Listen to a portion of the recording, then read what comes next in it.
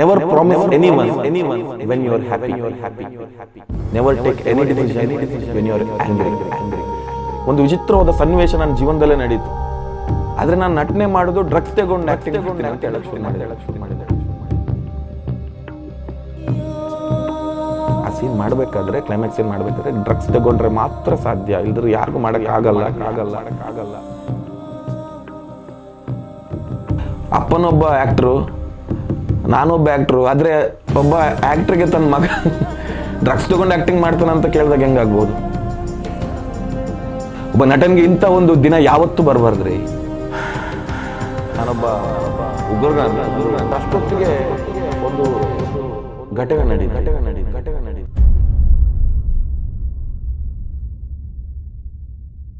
ಇನ್ನೇನು ಲೈಫ್ ಎಲ್ಲ ಚೇಂಜ್ ಆಗುತ್ತೆ. ತುಳಿಯೋರ್ ತಂಡದಲ್ಲಿ ನನಗೊಂದು ಹೊಸ ಅಲೆ ಸಿಕ್ತು, ಹೊಸ ಬದುಕು ಸಿಕ್ತು ಅಂತ ತುಂಬ ಆಸೆಯಲ್ಲಿದ್ದೆ. ಆದರೆ ಅಷ್ಟೊತ್ತಿಗೆ ಒಂದು ಘಟನೆ ನಡೀತು. ಘಟನೆ ಅನ್ನೋದಕ್ಕಿಂತ ಒಂದು ವಿಚಿತ್ರವಾದ ಸನ್ನಿವೇಶ ನನ್ನ ಜೀವನದಲ್ಲೇ ನಡೀತು.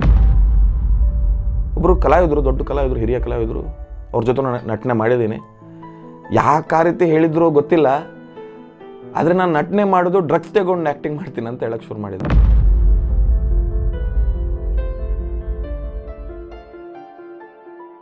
ನಾನಿದು ನಂಬ್ತಾ ಇರಲಿಲ್ಲ.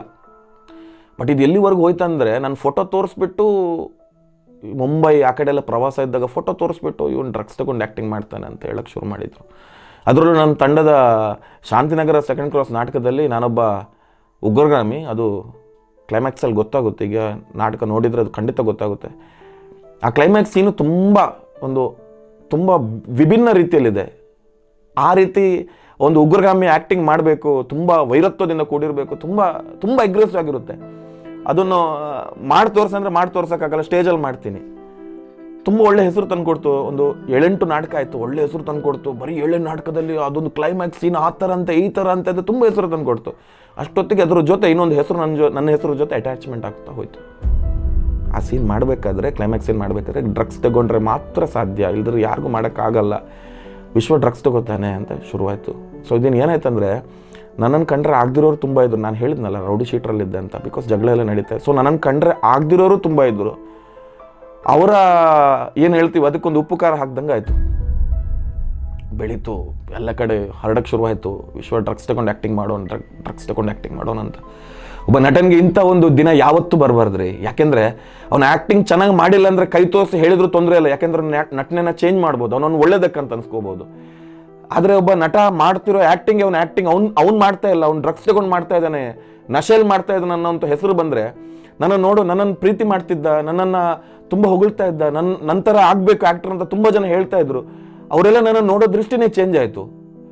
ನಾನು ಆ್ಯಕ್ಟ್ರೇ ಅಲ್ಲ, ನಾನೊಬ್ಬ ನಟನೆ ಅಲ್ಲ ಅಂತ ತುಂಬ ಹತ್ತಿದ್ದೀನಿ. ನಾನು ತುಂಬ ಕಷ್ಟಪಟ್ಟಿದ್ದೀನಿ ಆ ಟೈಮಲ್ಲಿ. ಅಪ್ಪ ಅಮ್ಮನ ಹತ್ರ ಹೇಳೋಕ್ಕಾಗಲ್ಲ, ಈ ವಿಷಯನೆಲ್ಲ ಡಿಸ್ಕಸ್ ಮಾಡೋಕ್ಕಾಗಲ್ಲ, ಶೇರ್ ಮಾಡೋಕ್ಕಾಗಲ್ಲ. ಫಸ್ಟ್ ಆಫ್ ಆಲ್ ನನ್ನ ಮನೆಯಲ್ಲಿ ಸ್ವಲ್ಪ ಅದೇ ಹೇಳಿದ್ನಲ್ಲ, ಮಗ ನಾವು ಅಂದ್ಕೊಂಡಾಗಿರಲಿಲ್ಲ ಅಂತ ಅವ್ರಿಗೂ ಬೇಜಾರಿತ್ತು. ಸೊ ಈ ಟೈಮಲ್ಲಿ ಈ ಥರ ಹೆಸರೆಲ್ಲ ಬಂದಾಗ ಯಾವ ಮನೇಲಿ ಅಷ್ಟೇ ತುಂಬ ಕಷ್ಟ ಆಗುತ್ತೆ. ಯಾರಿದ್ದಾರೆ ಯಾರಿಲ್ಲ ಅಂತ ಗೊತ್ತಾಗ್ತಿರ್ಲಿಲ್ಲ. ಆ ಟೈಮಲ್ಲಿ ನಂಗೆ ಇದ್ದಿದ್ದು ಒಬ್ಬರೇ ಒಂದು ತಂಡ, ನನ್ನ ಮನೆ ತುಳಿಯೋರ್ ತಂಡ. ಮಧುವಣ್ಣ ಆ ಥರ ನನ್ನ ಬಗ್ಗೆ ಬಂದಾಗ ಅವ್ರು ಒಬ್ಬರೇ ನನ್ನ ಮುಂದೆ ನಿಂತು, ನನ್ನ ತಂಡದ ಕಲಾವಿದನ ಬಗ್ಗೆ ಈ ಥರ ಎಲ್ಲ ಮಾತಾಡೋರು ನನ್ನ ಮುಂದೆ ಬಂದು ಮಾತಾಡಬೇಕು. ಏನಾದರೂ ಇರಲಿ ನಾನು ಎದುರಿಸ್ತೀನಿ. ನನ್ನ ತಂಡದ ಕಲಾವಿದನ ಬಗ್ಗೆ ಏನಾದರೂ ಇನ್ನು ಈ ಥರ ಎಲ್ಲ ಮಾತಾಡೋರು ಚೆನ್ನಾಗಿರಲ್ಲ ಅಂತ ಓಪನ್ ಸ್ಟೇಟ್ಮೆಂಟ್ ಎಲ್ಲ ಕೊಟ್ಟರು. ಆಮೇಲೆ ನಾನು ತುಂಬ ಡಿಪ್ರೆಷನ್ಗೆ ಹೋಗಿದ್ದೆ. ಬಿಕಾಸ್ ನನಗೆ ಆ್ಯಕ್ಟಿಂಗ್ ಮಾಡ್ತಿರ್ಬೇಕಾದ್ರೆ ನೋಡೋ ಜನ ನೀವು ಡ್ರಗ್ಸ್ ತಗೊಂಡು ಮಾಡ್ತಿದ್ದಾನೆ ಅಂತ ಡೌಟು. ಅದು ಎಲ್ಲಿ ತನಕ ಹೋಗುತ್ತೆ ಅಂದರೆ, ನನ್ನ ತಂಡದಲ್ಲಿ ಎಲ್ಲರೂ ನಂಗೆ ಸಪೋರ್ಟ್ ಮಾಡ್ತಿದ್ರು. ಆದರೂ ನನಗೊಂಥರ ಹಿಂಜರಿಕೆ. ಅಯ್ಯೋ, ನಾನು ಜಾಸ್ತಿ ಎಲ್ಲೂ ಹಿಂದೆ ಹೋಗ್ತಾ ಇರಲಿಲ್ಲ, ಮುಂದೆ ನಿರ್ತಾ ಇದ್ದೆ. ಏನಾದರೂ ಡೌಟ್ ಬರ್ಬೋದಾ ಅಂತ. ಅಪ್ಪನೊಬ್ಬ ಆ್ಯಕ್ಟ್ರು, ನಾನೊಬ್ಬ ಆ್ಯಕ್ಟ್ರು. ಆದರೆ ಒಬ್ಬ ಆ್ಯಕ್ಟ್ರಿಗೆ ತನ್ನ ಮಗ ಡ್ರಗ್ಸ್ ತಗೊಂಡು ಆ್ಯಕ್ಟಿಂಗ್ ಮಾಡ್ತಾನೆ ಅಂತ ಕೇಳಿದಾಗ ಹೆಂಗಾಗ್ಬೋದು? ಸೊ ಆ ಥರ ಎಲ್ಲ ತುಂಬ ಬೇಜಾರಾಗ್ತಿತ್ತು. ಆದರೆ ಆ ಒಂದು ಸಮಯದಲ್ಲಿ, ಆ ಒಂದು ಸಂದರ್ಭದಲ್ಲಿ ನನಗೆ ಬೆನ್ನು ತಟ್ಟಿ ನನ್ನ ಜೊತೆ ನಿಂತವ್ರು ನನ್ನ ತಂಡ. ಅವರೊಂದು ಮಾತು ಹೇಳಿದರು. ಆ ಟೈಮಲ್ಲಿ ನಾನು ತುಂಬ ಡಿಪ್ರೆಷನಲ್ಲಿದ್ದೆ. ಆ ಟೈಮಲ್ಲಿ ಮಧುವಣ್ಣೊಂದು ಮಾತು ಹೇಳಿದರು, ವಿಶ್ವ, ಆ ಕ್ಲೈಮ್ಯಾಕ್ಸ್ ಸೀನ್ ಶಾಂತಿನಗರ ಸೆಕೆಂಡ್ ಕ್ರಾಸ್ನ ಕ್ಲೈಮ್ಯಾಕ್ಸ್ ಸೀನ್ ಯಾರಿಗೂ ಮಾಡೋಕ್ಕಾಗಲ್ಲ, ಡ್ರಗ್ಸ್ ತಗೊಂಡಾಗ ಮಾತ್ರ ನಿಂಗೆ ಮಾಡೋಕ್ಕಾಗುತ್ತೆ ಅಂತ ಏನು ಮಾತು ಬಂದಿದೆ, ಅದು ಆ್ಯಕ್ಚುಲಿ ನಿಂಗೆ ಸಿಕ್ಕಂಥ ದೊಡ್ಡ ಶಬಾಷ್ಗಿರಿ ಹುಡುಗರು ಅಂತ ಹೇಳಿದರು. ಅದು ಹೇಗೆ ಅಂತ ಅಂದ್ಕೊಂಡೆ. ಆಗ ಮಾತು ಹೇಳಿದರು, ವಿಶ್ವ ಆ ಪಾತ್ರ ಇನ್ಯಾರೂ ಮಾಡೋಕ್ಕಾಗಲ್ಲ, ಅದರ ಅರ್ಥ ಏನಂದರೆ ಆ ಪಾತ್ರ ಇನ್ಯಾರೂ ಮಾಡೋಕ್ಕಾಗಲ್ಲ, ನಿಂಗೆ ಮಾತ್ರ ಮಾಡೋಕ್ಕಾಗೋದು ಅಂತ ಅವ್ರು ಆ ಥರ ಹೇಳ್ತಿದ್ದಾರೆ. ಪಾಸಿಟಿವ್ ಆಗಿ ತಗೋ. ಇವತ್ತೇನಿದೆ ಈ ಸಿಚುವೇಶನ್ ಏನಿದೆ ಇದು ಶಾಶ್ವತ ಅಲ್ಲ, ಇದ್ರ ಮುಂದೆ ಬದುಕು ಬೇರೆನೇ ಇದೆ ಅಂತ ತುಂಬ ನನಗೆ ಎಂಕರೇಜ್ಮೆಂಟ್ ಕೊಟ್ಟರು. ಒಂದು ವೇಳೆ ನಾನು ಅವತ್ತು ಕುಗ್ಗಿ ಆ ಮಾತುಗಳಿಗೆ ಕುಗ್ಗಿ ನಾನು ಸುಮ್ಮನೆ ಇರ್ತಾ ಇದ್ರೆ ಇವತ್ತು ಈ ಪೊಸಿಷನಲ್ಲಿ ಇರ್ತಾ ಇರಲಿಲ್ಲ. ಯಾಕೆಂದರೆ ಅದಾದ ತಕ್ಷಣ ಸ್ವಲ್ಪ ಟೈಮ್ ಆದಮೇಲೆ ಕಾಮಿಡಿ ಕಿಲಾಡಿಗಳು ಆಡಿಷನ್ ಬಂತು. ನಿಮ್ಗೆ ಗೊತ್ತು, ಜೀ ಕನ್ನಡ ಕಾಮಿಡಿ ಕಿಲಾಡಿಗಳು ಅನ್ನೋದು ಕರ್ನಾಟಕದ ನಂಬರ್ 1 ರಿಯಾಲಿಟಿ ಶೋ. ಆ ರಿಯಾಲಿಟಿ ಶೋ ಇಂದ ಆಡಿಷನ್ ಬಂತು. ನಾನು ಆಡಿಷನ್ಗೆ ಹೋಗೋನಲ್ಲ, ಬಿಕಾಸ್ ನಾನು ಕಾಮಿಡಿ ಮಾಡಿದವನಲ್ಲ, ಸ್ಟೋರಿ ವಿಲನ್ ಮಾಡ್ತಿದ್ದವನು, ಕಾಮಿಡಿ ಮಾಡೋನಲ್ಲ. ಬಟ್ ಈ ತಂಡದ ಒಬ್ಬ ಸದಸ್ಯನಾಗಿರೋದ್ರಿಂದ ಆವತ್ತಿನ ದಿನ ನಾನು ಎಲ್ಲೋ ಇದ್ದವನನ್ನ ಧೀರಜ್ ನಿರ್ಮಾರ್ಗ, ನಮ್ಮ ತಂಡದ ಆರ್ಟಿಸ್ಟ್ ಹಾಗೂ ಕಾಮಿಡಿ ಕಿಲಾಡಿ ಸೀಸನ್ 2 ಕಂಟೆಸ್ಟೆಂಟ್, ಇವ್ರು ನನ್ನ ಆಡಿಷನ್ ಕರೆದ್ರು. ನಾನು ಬರಲ್ಲ ಅಂತ ಹೇಳಿದೆ. ಧೀರಜ್ ನಾನು ಬರಲ್ಲ ಅಂತ. ಅದಕ್ಕೆ ಹೇಳಿದ್ರು, ವಿಶ್ವ ಫ್ರೀ ಇದ್ದೀರಲ್ಲ, ಬಂದು ಹೋಗಿ ಅಂತ ಹೇಳಿದ್ರು. ಸೊ ಹೋದೆ ಅಲ್ಲಿ ಆಡಿಷನ್ ಹೋಗ್ಬೇಕಾದ್ರೆ ಎಲ್ಲ ನಮ್ಮ ಪರಿಚಯದವರು ಇದ್ದರು. ನನ್ನ ನಂಬರ್ ಲಾಸ್ಟಿಗಿತ್ತು, 6 ಗಂಟೆಗಿತ್ತು ನನ್ನ ನಂಬರ್. ನಂಗೆ ಏನು ಮಾಡಬಾರ್ದು ಅಂತ ಗೊತ್ತಿರಲಿಲ್ಲ. ಸರಿ ಹೋದೆ, ಆಡಿಷನ್ ಏನಾದ್ರು ಮಾಡುವ ಅಂತ. ನಾನು ಹೋಗ್ಬಿಟ್ಟು ಮಾಡಿದ್ದಲ್ಲಿ ನಮ್ಮ ಸ್ಟೋರಿ ಅದೇ ಹೇಳಿದ್ನಲ್ಲ, ಶಾಂತಿನಗರ ಸೆಕೆಂಡ್ ಕ್ರಾಸ್ ಯಾವುದು ನನಗೆ ಕೆಟ್ಟ ಬಿರುದು ತಂದು ಕೊಡ್ತು, ಆ ಸೀನ್ ಮಾಡೋದು ಡ್ರಗ್ಸ್ ತಗೊಂಡಂತ ಏನು ಬಿರುದು ತಂದು ಕೊಟ್ಟು, ಅದೇ ಸೀನನ್ನು ನಾನು ಅವತ್ತು ಫಸ್ಟಾಗಿ ಓಪನಿಂಗಲ್ಲಿ ಮಾಡಿದ ತಕ್ಷಣ ನಂಗಲ್ಲಿ ಇದ್ದ ಡೈರೆಕ್ಟರ್ಗಳೆಲ್ಲ ಒಂದು ಸಲ ಸೆಟದ್ ನಿಂತರು, ಯಾರಪ್ಪ ಇದು ಅಂತ. ಸೊ ನನಗೆ ಏನು ಕೆಟ್ಟ ಹೆಸರು ತಂದುಕೊಡ್ತು, ಅದೇ ಒಂದು ಸೀನಿಂದಾಗಿ ಕಾಮಿಡಿ ಕಿಲಾಡಿ ಎಂಟ್ರಿ ಆಗೋ ರೀತಿ ನನಗೆ ಪ್ರೇರಣೆ ಸಿಕ್ತು. ಸೊ ಅದನ್ನೇ ನಾನು ಹೇಳಿದಾಗ, ಇವತ್ತೇನೊಂದು ಘಟನೆ ನಡೆದ್ರೆ ಮುಂದೊಂದು ದಿನ ನಮ್ಗೇನು ಒಳ್ಳೇದಾಗುತ್ತೆ ಅದಕ್ಕೆ ಕೊಂಡಿಯಾಗಿರುತ್ತೆ. ನಾವು ತಾಳ್ಮೆಯಿಂದ ಕಾಯ್ಬೇಕಷ್ಟೇ. ನನ್ನ ತಂಡ ಪಿಂಗಾರ ಕಲಾವಿದರು ನಿಂತೋದಾಗ ತುಂಬ ಬೇಜಾರಾಗಿತ್ತು. ಆದರೆ ಅದು ತುಳುವೇರು ತುಡರ್, ಮಂಗಳೂರಲ್ಲಿರೋ ಸುರತ್ಕಲ್ಲಿರೋ ತುಳುವೇರು ತುಡರ್ ತಂಡಕ್ಕೆ ನಾನು ಸೇರ್ಪಡಾಗೋದಕ್ಕೆ ಒಂದು ವೇದಿಕೆ ಆಯ್ತು, ಅಲ್ಲಿ ಒಂದು ಕೊಂಡಿ ಆಯಿತು. ಸೊ ಎಲ್ಲ ಲೈಫಲ್ಲಿ ಏನು ನಡೆಯುತ್ತೆ ಅದನ್ನು ಪಾಸಿಟಿವ್ ತಗೊಂಡ್ರೆ ಫ್ಯೂಚರ್ ತುಂಬ ಹ್ಯಾಪಿ ಆಗಿರುತ್ತೆ ಅನ್ನೋದಕ್ಕೆ ನಾನೇ ಸಾಕ್ಷಿ. ಅದೇ ಒಂದು ಸೀನಿಂದಾಗಿ ಕಾಮಿಡಿ ಕಿಲಾಡಿ ಎಂಟ್ರಿ ಆಗೋ ರೀತಿ ನನಗೆ ಪ್ರೇರಣೆ ಸಿಕ್ತು. ಸೊ ಅದನ್ನೇ ನಾನು ಹೇಳಿದಾಗ, ಇವತ್ತೇನೊಂದು ಘಟನೆ ನಡೆದ್ರೆ ಮುಂದೊಂದು ದಿನ ನಮ್ಗೇನು ಒಳ್ಳೇದಾಗುತ್ತೆ ಅದಕ್ಕೆ ಕೊಂಡಿಯಾಗಿರುತ್ತೆ. ನಾವು ತಾಳ್ಮೆಯಿಂದ ಕಾಯ್ಬೇಕಷ್ಟೇ. ನನ್ನ ತಂಡ ಪಿಂಗಾರ ಕಲಾವಿದರು ನಿಂತೋದಾಗ ತುಂಬ ಬೇಜಾರಾಗಿತ್ತು. ಆದರೆ ಅದು ತುಳುವೇರು ತುಡರ್, ಮಂಗಳೂರಲ್ಲಿರೋ ಸುರತ್ಕಲ್ಲಿರೋ ತುಳುವೇರು ತುಡರ್ ತಂಡಕ್ಕೆ ನಾನು ಸೇರ್ಪಡಾಗೋದಕ್ಕೆ ಒಂದು ವೇದಿಕೆ ಆಯ್ತು, ಅಲ್ಲಿ ಒಂದು ಕೊಂಡಿ ಆಯಿತು. ಸೊ ಎಲ್ಲ ಲೈಫಲ್ಲಿ ಏನು ನಡೆಯುತ್ತೆ ಅದನ್ನು ಪಾಸಿಟಿವ್ ತಗೊಂಡ್ರೆ ಫ್ಯೂಚರ್ ತುಂಬ ಹ್ಯಾಪಿ ಆಗಿರುತ್ತೆ ಅನ್ನೋದಕ್ಕೆ ನಾನೇ ಸಾಕ್ಷಿ. ಕಾಮಿಡಿ ಕಿಲಾಡಿಗೆ ಹೋದೆ, ಆಡಿಷನ್ ಬಂತು, ಆಡಿಷನಲ್ಲಿ ಸೆಲೆಕ್ಟ್ ಆದೆ. ಸೆಕೆಂಡ್ ರೌಂಡ್ ಆಡಿಷನ್ ಬಂತು, ಅದ್ರಲ್ಲೂ ಸೆಲೆಕ್ಟ್ ಆದೆ. ನಾನು ಯೋಚನೆ ಮಾಡಿರಲಿಲ್ಲ ಇದೆಲ್ಲ ಆಗುತ್ತೆ ನನ್ನ ಜೀವನದಲ್ಲಿ ಅಂತ. ಯಾಕಂದರೆ ನಾನು ಆ ಟೈಮಲ್ಲಿ ಕಾಮಿಡಿ ಕಿಲಾಡಿ ಶುರುವಾಗೋಕ್ಕಿಂತ ಆಡಿಷನ್ ಬರೋದಕ್ಕಿಂತ 4 to 5 ಇಯರ್ಸ್ ನನ್ನ ಲೈಫ್ ಹೇಗಿತ್ತಂದ್ರೆ, ನಾನು ಏನು ಮುಟ್ತೀನಿ ಅದೆಲ್ಲ ಹಾಳಾಗ್ತಿತ್ತು. ನಾನು ಯಾವ ಟೀಮಿಗೆ ಹೋಗ್ತೀನಿ ಆ ಟೀಮ್ ಕ್ಲೋಸ್ ಆಗ್ತಿತ್ತು. ನಾನು ಯಾರಿಗಾದ್ರೂ ಯಾರ ಜೊತೆನಾದ್ರೂ ಕ್ಲೋಸ್ ಆಗೋಕೆ ಹೋದ್ರೆ, ಫ್ರೆಂಡೋ ಬ್ರದರೋ ಸಿಸ್ಟರ್ ಕ್ಲೋಸ್ ಆಗೋಕೆ ಹೋದ್ರೆ ಅವ್ರು ನನ್ನಿಂದ ದೂರ ಆಗ್ತಿದ್ರು. ಮನೆಯವರು ಇರ್ತಾ ಇರಲಿಲ್ಲ, ಫ್ರೆಂಡ್ಸ್ ಇರ್ತಾ ಇರಲಿಲ್ಲ, ಎಲ್ಲರೂ ದೂರ ಆಗ್ತಿದ್ರು. ನಾನು ಎಲ್ಲಿ ಹೋದ್ರು ನಾನು ಅನ್ಕೊಂಡು ನನ್ನ ಟೈಮೇ ಸರಿ ಇಲ್ವಾ. ಈ ಥರ ಎಲ್ಲ ಜೀವನದಲ್ಲಿ ನಡೆಯುತ್ತೆ. ನಾನು ಕತೆ ಬರೆದೆ ತುಳು, ಇದೆಲ್ಲ ನೋಡಿ, ಒಂದು ತುಳುವಿನಲ್ಲಿ ಒಂದು ಮೂವಿ ಮಾಡೋಕೆ ಒಂದು ಕತೆ ಬರೆದೆ. 6 ತಿಂಗಳು ಒಬ್ಬನೇ ಕೂತ್ಕೊಂಡು ಕತೆ ಬರೆದೆ. ಇದು ಕಾಮಿಡಿ ಕಿಲಾಡಿಗಿಂತ ತುಂಬ ಮುಂಚೆ ಕತೆ ಬರೆದೆ. ತುಳುವೇರು ತುಡರ್ ಬರೋದಕ್ಕಿಂತ ಮುಂಚೆ ಕತೆ ಬರೆದು ಆ ಕತೆನ ಒಂದು ದೊಡ್ಡ ಮಂಗಳೂರಿನೊಬ್ಬ ಪ್ರೊಡ್ಯೂಸರು ಅವ್ರ ಹತ್ರ ಮಾತಾಡಿದೆ. ಪ್ರೊಡ್ಯೂಸ್ ಮಾಡೋದಂತಲೇ ಹೇಳಿದರು. ಎಲ್ಲ ಓಕೆ ಆಗಿತ್ತು, ಹೀರೋ ಓಕೆ ಆಗಿತ್ತು, ಡೈರೆಕ್ಷನ್ ಓಕೆ ಆಗಿತ್ತು, ಎಲ್ಲ ಟೀಮ್ ಫುಲ್ ಸೆಟಪ್ ಆಗಿ ನಾವು ರೂಮ್ ಮಾಡಿ ಸ್ಕ್ರೀನ್ ಪ್ಲೇ ಎಲ್ಲ ಪ್ರಿಪೇರ್ ಆಗಿತ್ತು. ಅದು ಏನಾಯ್ತೋ ಗೊತ್ತಿಲ್ಲ, ನನ್ನ ಕೈಯಿಂದ ಕತೆನೇ ಹೋಯ್ತು. ನನ್ನ ಹೆಸರೇ ಇಲ್ಲ ಕತೆಯಲ್ಲಿ, ನಾನು ಇಲ್ವೇ ಇಲ್ಲ ಟೀಮಲ್ಲಿ. ಯಾಕೆ ಹೊರಗಾಕಿದ್ರು, ಏನಾಯ್ತಂತಲೇ ಗೊತ್ತಿಲ್ಲ. ಅಟ್ಲೀಸ್ಟ್ ಏನಾಯ್ತಂತ ಗೊತ್ತಾದರೂ ನಂಗೆ ಓಕೆ ನಂದಿಂದ ಈ ತಪ್ಪಾಗಿದೆ ಅಂತ ಹೇಳ್ಬೋದು. ಏನಾಯ್ತಂತಲೇ ಗೊತ್ತಿಲ್ಲ. ಸೊ ಈ ರೀತಿ ನನ್ನ ಜೀವನದಲ್ಲಿ ನಡೀತಾ ಇದೆ. ಪ್ರತಿಯೊಂದು ಘಟ್ಟದಲ್ಲಿ ಏನು ಮುಟ್ಟಿದ್ರು ಹಾಳಾಗ್ತಿದೆ. ಇಷ್ಟೊತ್ತಿಗೆ ನನ್ನ ಕೈ ಬೀಸ್ಕರ್ತಿದ್ದು ಕಾಮಿಡಿ ಕಿಲಾಡಿಗಳು. ಅಲ್ಲಿ ಸೆಲೆಕ್ಟ್ ಆದೆ. ನನಗೆ ಶಾಕು, ಲಕ್ಷ ಜನ ಆಡಿಷನ್ ಬರ್ತಾರೆ. ಅಲ್ಲಿ ನಾನೊಬ್ಬ ಸ್ಟೋರಿ ಆ್ಯಕ್ಟ್ರು, ಇಲ್ಲಿವರೆಗೂ ಕಾಮಿಡಿ ಮಾಡಿದ್ರು ಸೆಲೆಕ್ಟ್ ಆದ ಅಂತ ಹೇಳಿದ ತಕ್ಷಣ ತುಂಬ ಶಾಕ್ ಆಯಿತು. ಅಲ್ಲಿವರೆಗೂ ನನ್ನ ಮನೇಲಿ ಯಾರಿಗೂ ಗೊತ್ತಿಲ್ಲ. ಗೊತ್ತಿದ್ದಿದ್ದೆ ಮಧುವಣ್ಣನಿಗೆ ಮತ್ತು ಧೀರಜ್ ನಿರ್ಮಾರ್ಗ, ಇವರಿಗೆ ಗೊತ್ತಿಲ್ಲ ನಾನು ಸೆಲೆಕ್ಟ್ ಆದೆ ಅಂತ. ಫೋನ್ ಬಂದಾಗ ಮನೇಲಿ ಯಾರಿಗೂ ಗೊತ್ತಿರಲಿಲ್ಲ.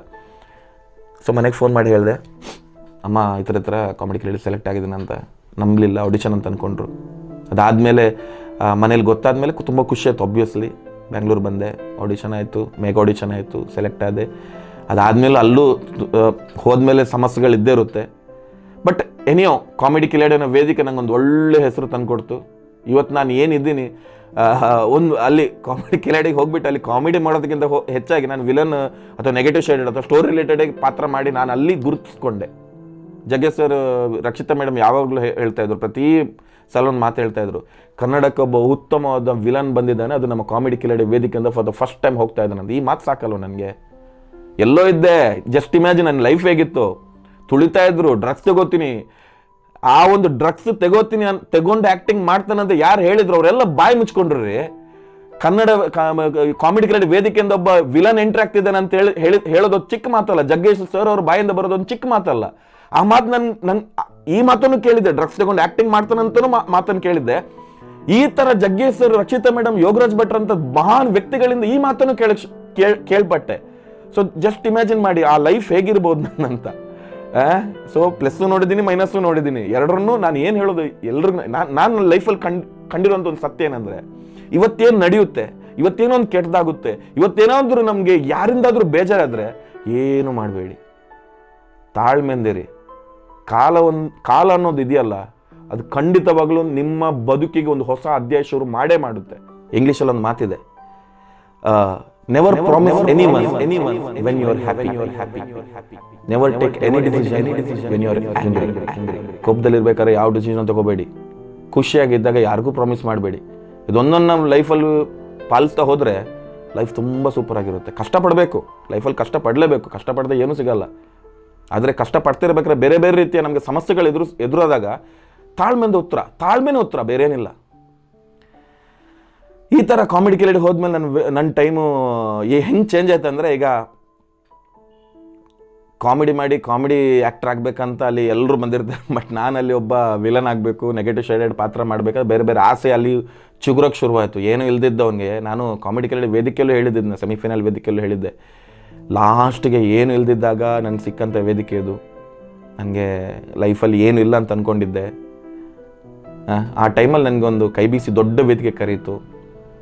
ನೋಡಿ, ಈ ಕಾಮಿಡಿ ಕಿಲಾಡಿ ವೇದಿಕೆ ಬರಬೇಕಾದ್ರೆ ನನಗೆ ಸಿಕ್ಕಂತಹ ಅವಕಾಶ ಹೇಗೆ ಆಯ್ತು ನೋಡಿ. ತುಳಿಯೋರು ತಂಡ ಇರ್ಬೋದು, ನಮ್ಮ ಮಧು ಅಣ್ಣ ಇರ್ಬೋದು, ನಮ್ಮ ತಂಡದ ಪ್ರತಿಯೊಬ್ಬ ಕಲಾವಿದರು ಇರ್ಬೋದು, ನನಗೆ ತುಂಬ ಸಪೋರ್ಟ್ ಮಾಡಿದರು. ನನಗೆಲ್ಲ ಏನೇನು ಕೆಟ್ಟ ಗುಣಗಳಿವೆ, ಕೆಟ್ಟ ಗುಣಗಳಂದರೆ ಬೇರೆ ಏನಿಲ್ಲ, ಕೋಪ ಬರುತ್ತೆ ಜಾಸ್ತಿ, ತುಂಬ ಕೋಪ ಬರ್ತಾಯಿತ್ತು, ತಾಳ್ಮೆ ಇರಲಿಲ್ಲ. ಯಾರಾದರೂ ಏನಾದ್ರು ಮಾತಾಡ್ತಿದ್ರೆ ನಾನೇನೋ ಫಸ್ಟ್ ಹೇಳಬೇಕದನ್ನ, ಮುಗಿಸ್ಲೇಬೇಕು, ಅವ್ರು ಏನು ಹೇಳ್ತಿದ್ರು ಅಂತ ಕೇಳ್ತಾ ಇರಲಿಲ್ಲ. ಸೊ ಈ ಥರಲ್ಲೇ ಕೆಟ್ಟ ಗುಣ ಇತ್ತು, ಅದೆಲ್ಲ ಕ್ಲೀನ್ ಆಯಿತು. ನಾನು ಕಾಮಿಡಿ ಕಿಲಾಡಿ ಬರಬೇಕಾದ್ರೆ ಒಂದು ವೇಳೆ ನಾನು ಮೂಡುಬಿದ್ರಿಯಿಂದನೇ ಡೈರೆಕ್ಟಾಗಿ ಕಾಮಿಡಿ ಕಿಲಾಡಿ ಬರ್ತಾಯಿದ್ರೆ ಒಂದು ದಿವಸನಲ್ಲಿ ಇರ್ತಾ ಇರಲಿಲ್ಲ. ಬಿಕಾಸು ಅಲ್ಲಿ ನಾವು ನೋಡಿದಾಗಿಲ್ಲ, ಕಾಮಿಡಿ ಕಿಲಾಡಿ ವೇದಿಕೆ ಅನ್ನೋದು ತುಂಬ ತುಂಬ ತುಂಬ ಬೆಲೆ ಬಾಳುತ್ತೆ. ಅಲ್ಲಿ ಯಾರು ಸೆಲೆಕ್ಟ್ ಆಗ್ತಾರೆ ಕಂಟೆಸ್ಟೆಂಟ್ಸ್, ಅವ್ರ ಮೇಲೆ ತುಂಬ ಲಕ್ಷ ಇನ್ವೆಸ್ಟ್ ಮಾಡಿರ್ತಾರೆ. ಸೊ ಈ ವ್ಯಕ್ತಿನ ನಾವು ಸಾಕಬಹುದಾ ಅಂತ ನೋಡ್ತಾರೆ.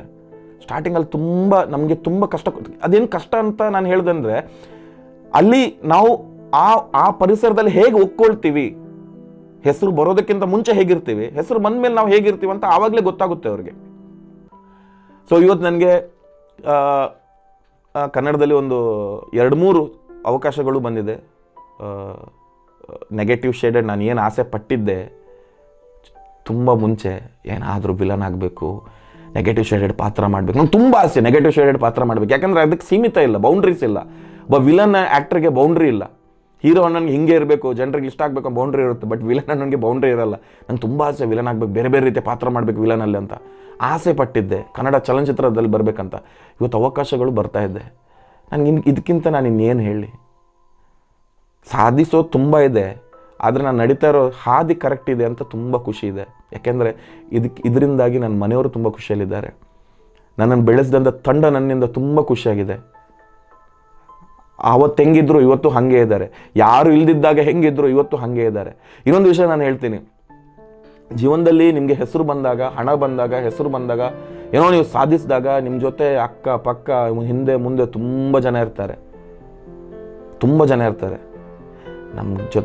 ನಮ್ಮ ಹತ್ರ ಏನು ಇಲ್ದಿದ್ದಾಗ ನಮ್ಮ ಜೊತೆ ಒಬ್ಬರಾದ್ರು ಇರ್ತಾರಲ್ವಾ, ಅವ್ರನ್ನ ಯಾವತ್ತೂ ಮರಿಬಾರ್ದು ನಾವು. ಅದನ್ನು ನನ್ನ ಲೈಫಲ್ಲಿ ಒಂದು ಒಳ್ಳೆ ಪಾಠನ ಕಲಿತೆ. ಬಿಕಾಸ್ ನಾನು CC ಕ್ಯಾಮರಾ ಬಿಸ್ನೆಸ್ ಮಾಡ್ಬೇಕಾದ್ರೆ ನನ್ನ ಹತ್ರ ಹಣ ಇತ್ತು. ಆ ಟೈಮಲ್ಲಿ ತುಂಬ ಗೆಳೆಯರಿದ್ದರು, ಫ್ರೆಂಡ್ಸು, ಪಾರ್ಟಿ, ಜಗಳ ಎಲ್ಲ ನಡೀತಾ ಇತ್ತು. ಆಮೇಲೆ ಲಾಸ್ ಆಯಿತು ಬಿಸ್ನೆಸ್. ಹೇಳಿದ್ನಲ್ಲ 4 ಇಯರ್ಸ್ ನಾನು ಐರನ್ ಲೆಗ್ ಥರ ಆಗಿದ್ದೆ ಅಂತ, ಮುಟ್ಟಿದ್ದೆಲ್ಲ ಹಾಳಾಗ್ತಿತ್ತಂತ. ಆ ಟೈಮಲ್ಲಿ ನನ್ನ ಹತ್ರ ಹಣ ಇರಲಿಲ್ಲ, ಯಾರೂ ಫ್ರೆಂಡ್ಸು ಇರಲಿಲ್ಲ. ಆ ಟೈಮಲ್ಲಿ ನನ್ನ ಹತ್ರ ಯಾರೂ ಇರಲಿಲ್ಲ. ಆ ಟೈಮಲ್ಲಿ ಇದ್ದಿದ್ದು ಕೆಲವು ವ್ಯಕ್ತಿಗಳಷ್ಟೇ. ಒಬ್ಬರು ನನ್ನ ಕಸಿನ್ ಬ್ರದರ್ ಅರುಣ್ ರೈ ಬೆಂಗಳೂರು ಅಂತ ನಂಗೆ ತುಂಬ ಸಪೋರ್ಟ್ ಮಾಡಿದವ್ರು ಯಾವತ್ತು.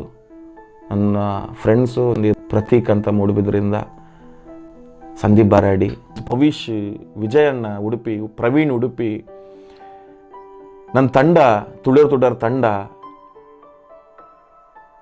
ನನ್ನ ಮನೆ ಹತ್ರ ಒಂದು ಲಾರಾ ಅಂತ ಭಾಸ್ಕರ ಅಂತ, ಇವರೆಲ್ಲ ನನ್ನ ಜೊತೆ ನನ್ನ ಹಿತೇಶಿಗಳಾಗಿದ್ರು. ನನ್ನ ಹತ್ರ ಏನು ಇಲ್ದಿದ್ರು ಕೂಡ ವಿಶ್ವ ನೀನೊಂದು ಏನೋ ಒಂದು ಆಗ್ತೀಯ ಕಣೋ, ಏನೋ ಒಂದು ಮಾಡ್ತೀಯ ಸಾಧನೆ, ನೀನು ಸುಮ್ಮನೆ ಹೀಗಿರಲ್ಲ ಅಂತ ನನ್ನನ್ನು ಹುರಿದುಂಬಿಸ್ತಾ ಇದ್ದವರು ಅವರು. ಸೊ ಅವ್ರನ್ನ ನಾನು ಯಾವತ್ತೂ ಮಾಡ್ತಿಲ್ಲ. ಇವತ್ತು ಫ್ರೆಂಡ್ ಸರ್ಕಲ್ ದೊಡ್ಡದಾಗಿರ್ಬೋದು, ಪ್ರೀತಿ ಮಾಡೋರು ತುಂಬ ಜನ ಇರ್ಬೋದು, ಮೆಸೇಜ್ ಮಾಡ್ತಾರೆ, ಕಾಲ್ ಮಾಡ್ತಾರೆ, ಅಣ್ಣ ನೀವು ಫ್ಯಾನು, ದೇವರು ಇವ್ರು ಏನು ಹೇಳ್ತಾರೆ, ಅವರು ಇಂಪಾರ್ಟೆಂಟೇ, ಫ್ಯಾನ್ಸು ಇಂಪಾರ್ಟೆಂಟೇ, ಬಿಕಾಸ್ ನಮ್ಮ ಪ್ರೀತಿ ಮಾಡೋರು ಅವರೇ. ಬಟ್ ಇನ್ನೂ ಕೆಲವರು ವ್ಯಕ್ತಿಗಳು, ಮೂಲ ವ್ಯಕ್ತಿಗಳಂತ ಇರ್ತಾರೆ, ಅವ್ರು ಯಾವಾಗಲೂ ಇಲ್ಲಿರಬೇಕು, ಯಾವತ್ತೂ ಬಿಟ್ಕೊಡ್ಬಾರ್ದು ಅವ್ರನ್ನ. ಯಾಕೆಂದರೆ ಅವರಿಂದಾಗೆ ನಾವು ಇವತ್ತಿದ್ದೀವಿ. ಅದನ್ನು ನಾವು ಅರ್ಥ ಮಾಡ್ಕೋಬೇಕು. ಅವ್ನು ಸಿಂಪಲ್ ಥಾಟ್ ಅರ್ಥ ಮಾಡ್ಕೊಂಡ್ರೆ ಲೈಫಲ್ಲಿ ಸೂಪರಾಗಿರ್ಬೋದು. ಏನೋ ನಡೀತಾ ಇರಬೇಕಂದ್ರೆ ನಾವು ಅದಕ್ಕೋಸ್ಕರ ಆ ಟೈಮಿಗೋಸ್ಕರ ನಾವು ಒಕ್ಕೊಂಡು ಹೋಗ್ತಾ ಇದ್ರೆ ಮಾತ್ರ ನಡೆಯುತ್ತೆ. ಏನೇ ಆಗಿರ್ಬೋದು. ಯಾಕೆಂದರೆ ಜೀವನದಲ್ಲಿ ಬೇರೆ ಬೇರೆ ರೀತಿಯ ಘಟನೆಗಳು ನಡೆಯುತ್ತೆ. ನೋಡಿ, ನಾನೀಗ ಕಾಮಿಡಿ ಕಿಲಾಡಿಯಲ್ಲಿ ಹೋದೆ, ಅಲ್ಲಿ ಕಾಮಿಡಿ ಆ್ಯಕ್ಟರ್ ಆಗಬೇಕಂತ ಹೋದೆ, ಅಲ್ಲಿ ಸ್ಟೋರಿಯಿಂದ ರೆಕಗ್ನೈಸ್ ಆದೆ, ನನ್ನ ನ್ಯಾಚುರಲ್ ನಾನು ಹೇಗಿದ್ದೀನಿ ಹಂಗೆ ರೆಕಗ್ನೈಸ್ ಆದೆ, ನಾನು ಏನು ಚೇಂಜಸ್ ಮಾಡ್ಕೊಳಕ್ಕೆ ಹೋಗಿಲ್ಲ. ಬೇರೆ ರೀತಿಯ ನಾನು ನೆಗೆಟಿವ್ ಶೇಡೆಡ್ ಕ್ಯಾರೆಕ್ಟರ್ ಮಾಡಿದೆ, ಇಷ್ಟ ಆಯಿತು. ನನ್ನ ವಾಯ್ಸ್ ಇಷ್ಟ ಆಯಿತು, ವಾಯ್ಸಲ್ಲಿ ಬೇಸ್ ಇದೆ ಅಂತ ಇಷ್ಟ ಆಯಿತು. ನನಗೆ ಇನ್ನೊಂದು ಕ್ರ್ಯಾಕ್ ವಾಯ್ಸ್ ಬರ್ತಾ ಇತ್ತು, ಅದನ್ನ ಎಲ್ಲೂ ನಾನು ತೋರಿಸಿರಲಿಲ್ಲ. ಬಟ್ ಅದಕ್ಕೊಂದು ಅವಕಾಶ ಸಿಕ್ತು. ಹೇಗೆ ಅವಕಾಶ ಸಿಕ್ತು ನೋಡಿ, ಒಬ್ಬರು ಅಲ್ಲಿ ಕಾಮಿಡಿ ಕಿಲಾಡಿಯಲ್ಲಿ ಇರುವವರೇ ಪ್ರವೀಣ್ ಗಸ್ತಿ ಅಂತ ಒಂದು ದಿವಸ ನನಗೊಂದು ಕರೆ ಮಾಡಿದರು. ವಿಶ್ವ, ನೀನೊಂದು ಬೇಸ್ ವಾಯ್ಸ್ ಇದು ಕಳಿಸು ಅಂತ ಹೇಳಿದ್ರು. ನಾನು ಹೇಳಿದೆ, ಬೇಸ್ ವಾಯ್ಸ್ ಆಡಿಯೋ ಕಳಿಸ್ಬೇಕು? ಯಾಕಣ್ಣ? ಒಂದು ಡಬ್ಬಿಂಗ್ ಇದೆ, ವಾಯ್ಸ್ ಓವರ್ ಕೊಡೋಕ್ಕಿದೆ, ಕಳಿಸು ಅಂತ ಹೇಳಿದ್ರು. ಸರಿ ಅಂತ ಹೇಳ್ಬಿಟ್ಟು ಕಳಿಸ್ದೆ. ಸೊ ಹೆಂಗೂ ಕೇಳಿದ್ರು ಅಂತ ಹೇಳ್ಬಿಟ್ಟು ಕ್ರ್ಯಾಕ್ ವಾಯ್ಸು ಕಳಿಸ್ದೆ. ಅದನ್ನು ನೋಡಿಬಿಟ್ಟು, ವಿಶ್ವ ನಿಂಗೊಂದು ವಾಯ್ಸ್ ಓವರ್ ಕೊಡೋಕ್ಕಿದೆ, ಬೇಗ ಬರ್ಬೋದು ಮೂವಿಗೆ ವಾಯ್ಸ್ ಓವರ್ ಅಂತ ಹೇಳಿದ್ರು. ಬೆಂಗಳೂರಲ್ಲಿ ಇದ್ದಾಗ ನಮ್ಮ ಫಿನಾಲ್ ಆಗಿತ್ತು ಸೀಸನ್ ಇದು ಚಾಂಪಿಯನ್ಶಿಪ್ ಟೂದು. ಸೊ ಆ ಖುಷಿ ಆಯಿತು, ವಾಯ್ಸ್ ಓವರ್ ಏನೋ ಮೂವಿಗೆ ಫಸ್ಟ್ ಟೈಮ್ ಹೋಗ್ತಾ ಇದ್ದೀನಿ, ಹೋಗು ಅಂತ ಹೋದೆ. ಅಲ್ಲಿ ಹೋಗ್ಬಿಟ್ಟು ವಾಯ್ಸ್ ಓವರ್ ನೋಡ್ತೀನಿ, ಕೊಡೋಕೆ ನೋಡ್ತಾ, ಅಲ್ಲಿ BGM ಬರ್ತಾಯಿತ್ತು. ಅದನ್ನು ಕೇಳಿದಾಗ ನಂಗೆ ಶಾಕ್ ಆಯ್ತಿದ್ದು, ಯಾವುದೋ ದೊಡ್ಡ ಮೂವಿ ಇದ್ದಂಗೆ ಇದೆಯಲ್ಲ, ಏನಪ್ಪ ಇದಂತ ನೋಡ್ತೀನಿ, ಕೇಳ್ತೀನಿ, ನನಗೆ ಶಾಕ್ ಆಗೋಯ್ತು. ಶಿವರಾಜ್ ಕುಮಾರ್ ಮೂವಿಗೆ ನಾನು ವಾಯ್ಸ್ ಓವರ್ ಕೊಡೋಕೆ ಹೋಗಿದ್ದೀನಿ, ಪ್ರೊಮೋಗೆ, ಟೀಸರ್ಗೆ. ನನಗೆ ಶಾಕು, ಇಂಥ ಚಾನ್ಸ್ ನಂಗೆ ಸಿಕ್ತಾ? ಪ್ರವೀಣ್ ಗಸ್ತಿಯವ್ರು ನನಗೆ ಫೋನ್ ಮಾಡಿಬಿಟ್ಟು ನನ್ನ ಕರೆಸಿದ್ರ. ನನ್ನನ್ನು ಕಂಡ್ರೆ ಯಾರಿಗೂ ಆಗ್ತಿರ್ಲಿಲ್ಲ. ಅಲ್ಲಿ ಹೋಗೋದಕ್ಕಿಂತ ಮುಂಚೆ ನನ್ನ ಸ್ವಭಾವ ಹೆಂಗಿತ್ತಂದ್ರೆ ತಾಳ್ಮೆ ಇಲ್ಲ, ಕೋಪ ಆ ಥರ ಇತ್ತಲ್ಲ. ಬಟ್ ಅಲ್ಲಿ ಹೋಗ್ಬಿಟ್ಟು ನಾನು ತಾಳ್ಮೆಯಿಂದ ಎಲ್ಲರ ಜೊತೆ ಪ್ರೀತಿಯಿಂದ ಇದ್ದಿದ್ದರಿಂದಾಗಿ ಒಂದು ದಿವಸ ಪ್ರವೀಣ್ ಗಸ್ತಿಯವ್ರು ನಾನು ಕಾಲ್ ಮಾಡಿಬಿಟ್ಟು ಈ ಥರ ವಾಯ್ಸ್ ಓವರ್ ಇದೆ ಅಂತ ಹೇಳಿದ್ರು. ಹೋದೆ, ವಾಯ್ಸ್ ಕೊಟ್ಟೆ. ನಿಮಗೆಲ್ಲ ಗೊತ್ತು, ಒಂದು 14-15 ಲಕ್ಷ ವ್ಯೂಸ್ ಆಗಿದೆ. ಶಿವರಾಜ್ ಕುಮಾರ್ ಸರ್ ಬರ್ತ್ಡೇ ದಿವಸ ಟೀಸರ್ ರಿಲೀಸ್ ಆಯಿತು, ಟೈಟಲ್ ಇನ್ನೂ ಇಟ್ಟಿಲ್ಲ. ಬಟ್ ಆ ಒಂದು ಸೂಪರ್ ಎಕ್ಸ್ಪೀರಿಯನ್ಸ್ ನನಗೆ, ಬಿಕಾಸ್ ಶಿವರಾಜ್ ಕುಮಾರ್ ಸರು ಅದನ್ನು ನೋಡಿದ್ದಾರೆ, ತುಂಬ ಚೆನ್ನಾಗಿ ಹೇಳಿದಾನಂತಲೇ ಹೇಳಿದ್ದಾರೆ. ದೊಡ್ಡ ವ್ಯಕ್ತಿಗಳು ಅದ್ರ ಬಗ್ಗೆ ಮಾತಾಡಿದ್ದಾರೆ. ತುಂಬ ನಂಗೆ ಹೆಸರು ತಂದು ಕೊಡ್ತದ್ದು ನೋಡಿ. ಎಲ್ಲೋ ಬಿದ್ದಿದ್ದೊಬ್ಬ ವ್ಯಕ್ತಿ, ಒಬ್ಬ ಶಿವರಾಜ್ ಕುಮಾರ್ ಸರ್ ಮೂವಿಗೆ ವಾಯ್ಸ್ ಓವರ್ ಕೊಡ್ತಾ ಇದ್ದಾನೆ ಅಂದರೆ ಅದಕ್ಕಿಂತ ದೊಡ್ಡ ನನಗೆ ಖುಷಿ ಇನ್ನೇನಿದೆ ಹೇಳಿ? ಕಾಯಬೇಕು, ತಾಳ್ಮೆಯಿಂದ ಕಾಯಬೇಕು.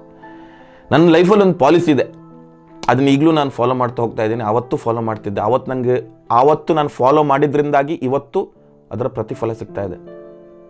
ಅದೇನಪ್ಪ ಅಂದರೆ, ಆಗಿದ್ದೆಲ್ಲ ಒಳ್ಳೇದಕ್ಕೆ, ಆಗ್ತಾ ಇರೋದು ಒಳ್ಳೇದಕ್ಕೆ, ಇನ್ನು ಆಗ್ಬೇಕಾಗಿರೋದು ಒಳ್ಳೇದಕ್ಕೆ. ಈ ಸಿಂಪಲ್ ಥಾಟನ್ನು ಇಟ್ಕೊಂಡು ನಾವು ಜೀವನ ಲೈಫ್ ಲೀಡ್ ಮಾಡ್ತಿದ್ರೆ ಲೈಫ್ ತುಂಬ ಸಿಂಪಲ್ ಆಗಿರುತ್ತೆ. ಲೈಫ್ ಯಾವಾಗ ಸಿಂಪಲ್ ಆಗಿರುತ್ತೆ ಆವಾಗ ಖುಷಿ ಮ್ಯಾಕ್ಸಿಮಮ್ ಆಗಿರುತ್ತೆ. ಈ ಒಂದು ಸಿಂಪಲ್ ಥಾಟನ್ನು ನಾನು ಇಟ್ಕೊಂಡಿದ್ದೀನಿ. ಕಷ್ಟ ಎಲ್ರಿಗೂ ಬರುತ್ತೆ ರೀ. ಕಷ್ಟ ಬಂದಿಲ್ಲ ಅಂದರೆ ನಿಮ್ಮ ಸುಖ ವ್ಯಾಲ್ಯೂ ಏನಂತ ಗೊತ್ತಾಗಲ್ಲ. ಕಷ್ಟಪಟ್ಟರೆ ಮಾತ್ರ ಸುಖ ಏನಂತ ನಮ್ಗೆ ಗೊತ್ತಾಗೋದು. ಹಸಿವಿದ್ದವನಿಗೆ ಮಾತ್ರ ಆ ಊಟದ ಬೆಲೆ ಗೊತ್ತಾಗೋದು. ಹೊಟ್ಟೆ ತುಂಬಿದವನಿಗೆ ಊಟ, ಯಾವುದೇ ಊಟ ಕೊಡಿ ಅವ್ನಿಗೆ ಇಷ್ಟ ಊಟ ಕೊಡಿ ಅವ್ನಿಗೆ ಇಷ್ಟ ಆಗಲ್ಲ. ಹಂಗೇನೆ ನಾವು ಲೈಫಲ್ಲಿ ಕಷ್ಟಪಟ್ಟರೆ, ಇನ್ನೊಬ್ಬರಿಂದ ತುಳಿತಕ್ಕೊಳಗಾದ್ರೆ, ಇನ್ನೊಬ್ರು ನಮ್ಮ ಬಗ್ಗೆ ಕೆಟ್ಟದಾಗ ಮಾತಾಡಿದರೆ, ಇನ್ನೊಬ್ಬರು ಇಂಥ ವ್ಯಕ್ತಿ ಮನೆಯಿಂದ ಹೊರಗಾಗಬೇಕು, ಊರಿಂದ ಬಹಿಷ್ಕಾರ ಆಗ್ಬೇಕಂತ ಆ ಮಾತುಗಳನ್ನು ಕೇಳಿ ಕೇಳಿ ಕೇಳಿ ಕೇಳಿ ಇವತ್ತು ನಾನು ಈ ವೇದಿಕೆಯಲ್ಲಿ ಕೂತಿದ್ದೀನಿ, ಇವತ್ತೇನೋ ಅನುಭವಿಸ್ತಿದ್ದೀನಿ ಅಂದರೆ ಆ ಬೆಲೆ ನಂಗೆ ಗೊತ್ತಿರುತ್ತೆ. ಕಡೆ ತನಕ ಹೆಂಗೆ ಅದನ್ನು ಕಾಪಾಡಬೇಕು, ಹೆಂಗಿರ್ಬೇಕು ಅನ್ನೋದನ್ನು ಪಾಠ ನಿಮಗೆ ಲೈಫ್ ಕಲಿಸ್ಕೊಡುತ್ತೆ. ಇದನ್ನು ನಾನು ಕಲ್ತಿದ್ದೀನಿ. ಸೊ ಯಾರು ಅಷ್ಟೇ, ಇವತ್ತು ಲೈಫಲ್ಲಿ ಕಷ್ಟದಲ್ಲಿದ್ದೀವಿ, ಇವತ್ತು ಏನೋ ಒಂದು ಬೇಡದಲ್ಲೇ ಕೇಳ್ತಾ ಇದ್ದೀವಿ, ಇವತ್ತು ಯಾರಿಗೂ ಬೇಡನಾಗಿದ್ದೀನಿ ಅಂತ ಹೇಳಿದ್ರೆ ಅದರ ಅರ್ಥ ಏನಂದರೆ, ಮುಂದೊಂದು ದಿನ ನಿಮ್ಮ ಹಿಂದೆ ಬರೋ ಒಂದು ದಂಡೆ ಇರುತ್ತೆ. ಅದಕ್ಕೋಸ್ಕರ ಈಗ ತಯಾರಿಯಲ್ಲಿದ್ದೀರಾ ಅಷ್ಟು ಅಂದ್ಕೊಳ್ಳಿ, ಏನೂ ಆಗಲ್ಲ ಲೈಫ್. ಪ್ರತಿಯೊಬ್ಬರ ಜೀವನದಲ್ಲೂ ಒಂದು ಬೆಳ್ಳಿ ಅನ್ನೋದು, ದೀಪ ಅನ್ನೋದು ಉರಿದು ಬಂದೇ ಬರುತ್ತೆ ಆ ದಿನಕ್ಕೋಸ್ಕರ ನಾವು ಕಾಯ್ಬೇಕಷ್ಟೆ. ಈ ಥರ ಘಟನೆಗಳು ನಡೀತಾ ಇರ್ಬೇಕಾದ್ರೆ ಪ್ರತಿಯೊಬ್ಬರ ಜೀವನದಲ್ಲೂ ಒಂದು ಇದ್ದೇ ಇರುತ್ತೆ ಪ್ರೀತಿ ಅನ್ನೋದು.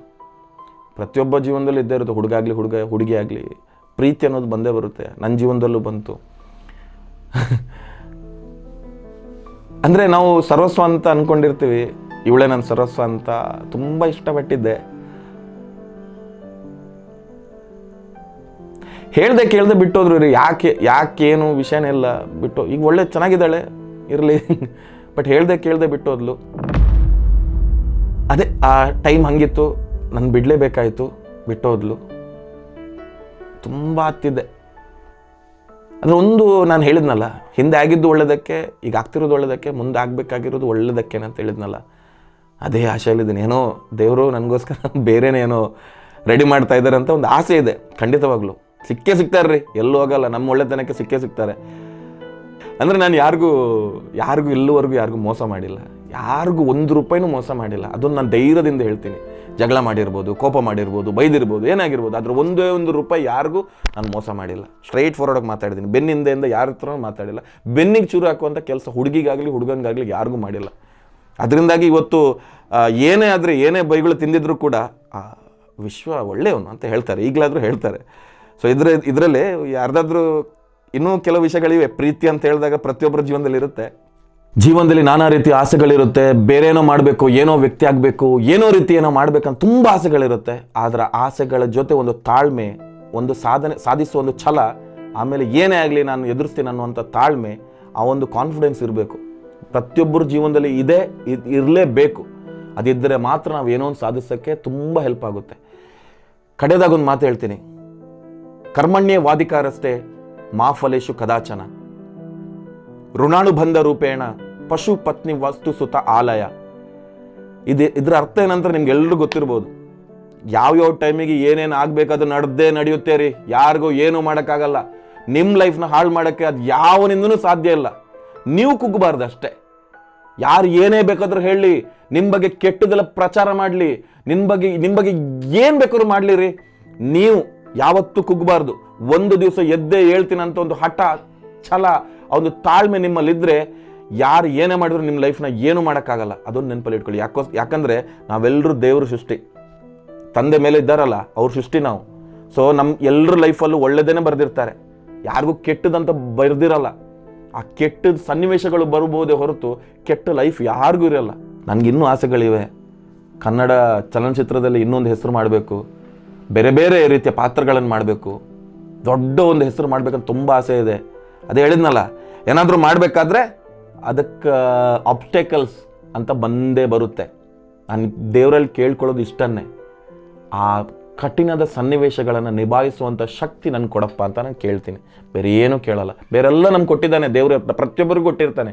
ಅದನ್ನು ಉಪಯೋಗಿಸುವಂಥ ಆ ಒಂದು ಶಕ್ತಿ ಗೊತ್ತಿರಬೇಕು. ಯಾವ ಟೈಮಲ್ಲಿ ಏನು ಮಾತಾಡಬೇಕು, ಯಾವ ಟೈಮಲ್ಲಿ ಹೆಂಗಿರ್ಬೇಕು ಅನ್ನೋಂಥ ಒಂದು ಸೆನ್ಸ್ ಇರಬೇಕು. ಆ ಸೆನ್ಸ್ ಒಂದು ದೇವ್ರು ನನಗೆ ಕೊಡಪ್ಪ, ಎಲ್ಲ ಟೈಮಲ್ಲಿ ಎದುರಿಸುವಂಥ ಶಕ್ತಿ ಕೊಡಪ್ಪ ಅಂತ ಇಷ್ಟೇ ಕೇಳ್ಕೊಳ್ತೀನಿ. ಖಂಡಿತವಾಗ್ಲೂ ಮುಂದೊಂದು ದಿನ ನಾನು ಏನಾದರೂ ಒಂದು ಸಾಧನೆ ಮಾಡ್ತೀನಿ, ಖಂಡಿತವಾಗ್ಲೂ ಸಾಧನೆ ಮಾಡ್ತೀನಿ ಅನ್ನೋವಂಥ ಭರವಸೆ ನನಗಿದೆ. ನಿಮ್ಮೆಲ್ಲರ ಪ್ರೀತಿ ನಂಗೆ ಬೇಕು. ಹಿಂಗೆ ಪ್ರೀತಿಸ್ತಾರೆ ಅಂತ ನಿಮ್ಗೆಲ್ರಿಗೂ ನಾನು ಕೇಳ್ತಾ ಇದ್ದೀನಿ. Thank you so much.